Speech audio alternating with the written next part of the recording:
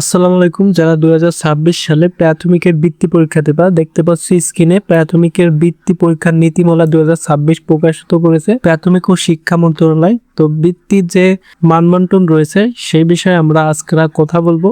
তো যারা পঞ্চম শ্রেণীতে বৃত্তি পরীক্ষা অংশগ্রহণ করছো তারা অবশ্যই ভিডিওটি সম্পূর্ণ দেখো। আর আমাদের চ্যানেলে নতুন দর্শক হয়ে থাকলে চ্যানেলটি সাবস্ক্রাইব করে রাখো পরবর্তীতে প্রাথমিক বৃত্তি সংক্রান্ত সাজেশন এবং আপডেট পাওয়ার জন্য। এখানে তোমাদের প্রথম যে মূল বিষয় সেটা হচ্ছে কয়টি সাবজেক্টে পরীক্ষা হবে এবং কত নম্বরের পরীক্ষা হবে, সময় কত ঘন্টা থাকবে। এখানে দেখতে পাচ্ছ পরীক্ষার বিষয় পূর্ণমান ও সময়। এখানে বাংলায় 100 নম্বর থাকবে এবং 2 ঘন্টা 30 মিনিট সময় থাকবে।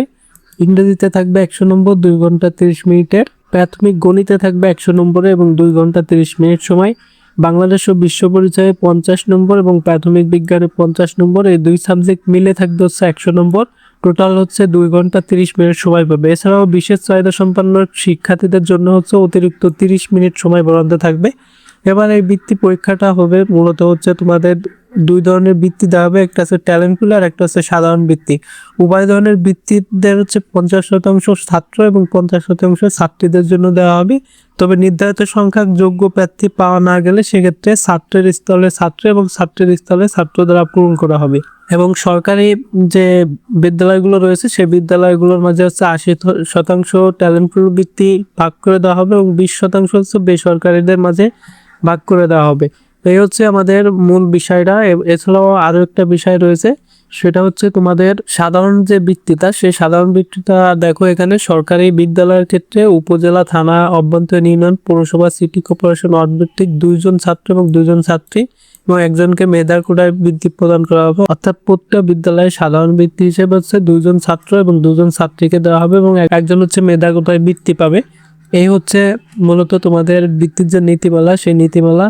আরো একটা বিষয় রয়েছে, তোমাদের পরীক্ষার ফলাফলের পর যদি রেজাল্ট খারাপ আসে তাহলে তোমরা হচ্ছে বোর্ড চ্যালেঞ্জ করতে পারবে। এই বৃত্তির যে পুনর্মূল্যায়ন, সে পুনর্মূল্যায়নের জন্য আবেদন করতে পারবে। এই বিষয়ে এখানে বিজ্ঞপ্তিতে বলা আছে। আমরা যদি একটু নিচের দিকে যাই সেক্ষেত্রে এখানে দেখতে পারবো, এই যে এখানে দেখতে পাচ্ছ প্রাথমিকের বৃত্তি পরীক্ষার ফলাফল পুনর্নিরীক্ষণ। অর্থাৎ তোমাদের বৃত্তি পরীক্ষা দেওয়ার পরে যদি মনে হয় যে রেজাল্টটা খারাপ আসছে সেক্ষেত্রে তোমরা আবার এটা পুনর্মূল্যায়নের জন্য আবেদন করতে পারবে। সেক্ষেত্রে হচ্ছে কোনো অভিভাবক প্রাথমিক বিদ্যালয়ের পরীক্ষার ফলাফল প্রকাশের 15 দিনের মধ্যে হচ্ছে উত্তরপত্র পুনর্মূল্যায়ন করে যথাযথ কর্তৃপক্ষের মাধ্যমে সংশ্লিষ্ট বিভাগীয় উপপরিচালক প্রাথমিক শিক্ষা বরাবর আবেদন করতে পারবেন। তবে উত্তরপত্র পুনর্মূল্যায়ন বা মূল্যায়ন করা যাবে না। সেক্ষেত্রে হচ্ছে পুনর্মূল্যায়ন ফি বাবদ প্রতি বিষয়ের জন্য 300 টাকা ব্যাংক ড্রাফট অফেরতযোগ্য করতে হবে। অনলাইন পেমেন্ট গেটওয়ের মাধ্যমে সংশ্লিষ্ট বিভাগের উপপরিচালক অনুকূলে জমা দিতে হবে।